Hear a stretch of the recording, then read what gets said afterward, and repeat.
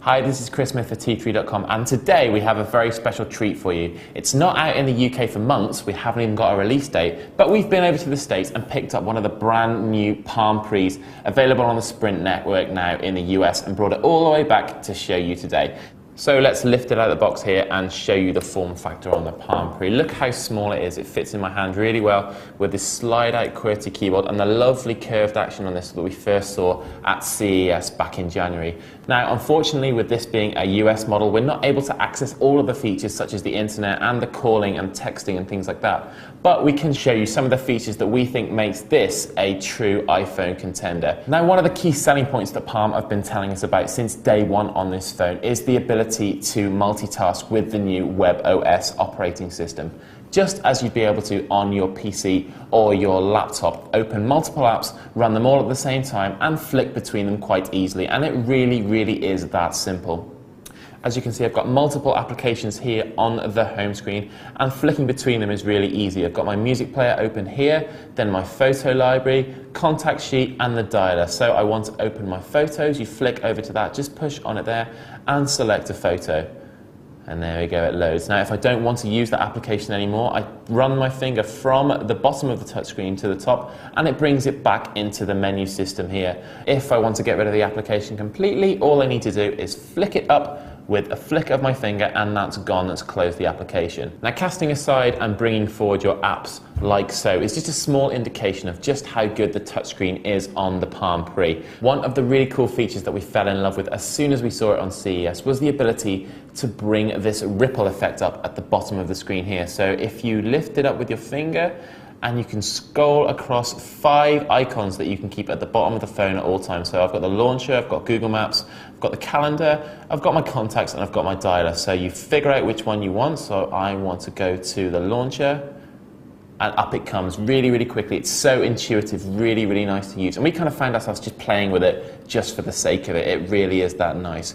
Once you're in the launcher here, you can see the different screens where you can access the application on the phone, both across and down by sliding. And we're going to open the music player to give you a quick look at that. And that works very well with the touchscreen also. It's very intuitive. So if we select our artists, we select some Motley Crue, and we can flick through these songs here really easily, just like on the iPhone. If I decide I don't want to use this application anymore, again, I slide up from beneath the touchscreen and then cast it aside. Really intuitive, really nice to use, again, with the Palm Pre. Again, just like the iPhone, the Palm Pre does contain some multi-touch features which allows you to zoom in by pinching on the photos. So if I open this picture of a lovely sunset here on the Palm Pre, it takes a while just to clear up, and then I can zoom in on that with the pinching action and zoom back in. If I decide I want to remove, put it back to the original size, a nice double tap would do that. If I don't want to see it anymore, cast it aside again. Now, another idea we loved about the Palm Pre from the very start was the idea of synchronizing all of your conversations within one window. So your IMs, your chats, and your text messages with the same person would be stored in the same place. Also, the search function on the phone, which we think is very good and has now just been added to the iPhone 3.0 software, but we'll show it you here too. So, for example, if I wanted to find a person that's in my contacts list, I can just start searching on the home screen here by typing into the QWERTY keyboard.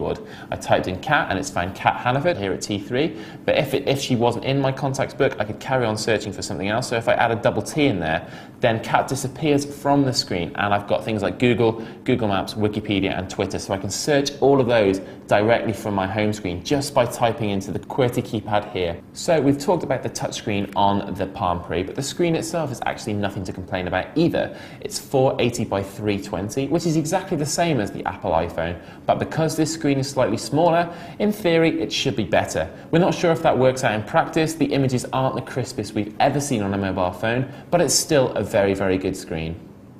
The camera on the Palm Pre is as we'd expect from a smartphone of this ilk. It's around the same size as the one on the new iPhone 3GS, the HTC Magic, and the T-Mobile G1, similar smartphones that will be competing with the Palm Pre. You're not going to get the world-class images that you get from a Sony Cybershot camera with their 12-megapixel extravaganzas, but the point is, with a phone like this, do you really need it? We think not, and we think the camera on this phone is very much acceptable.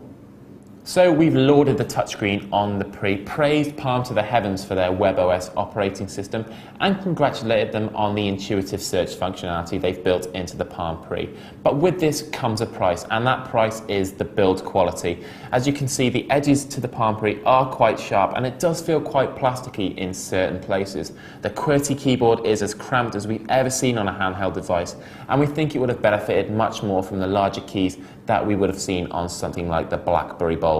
We are starting to get better at it now, but to begin with, we made an awful lot of mistakes using the Palm Pre's cramped QWERTY keyboard, and the lack of predictive text on the phone is also quite puzzling, considering that people are going to be making a lot of mistakes, particularly if you have big hands. With regards to the battery, you're not going to get much longer than a day's full use out of the Palm Pre. We had to charge it after the first day, but we can't say that's any different for phones like the iPhone or the HTC Magic, which are battery drainers also. So to sum up, apart from the slightly dubious build quality, there are so many things to share about with the Palm Pre.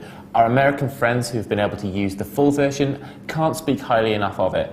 The email interface is supposedly great and easy to use. The WebOS operating system and the ability to multitask is fantastic, as is the ability to house all of your conversations within one window. All of the feedback, apart from the build quality, from the United States is top-notch. And the overriding theory is this really does replicate the experience of using your computer or your laptop like no other mobile phone before, and it really does throw down the gauntlet to mobile phone makers everywhere. So we've talked you through the features on this US model the best we can, and the next step for us is to get our hands on a UK piece of kit. We're not quite sure when that will be yet, hopefully in the coming months, but as soon as we do, rest assured we'll have it back in the studio for a full test of the Palm Pre, the most talked about mobile phone launch this year.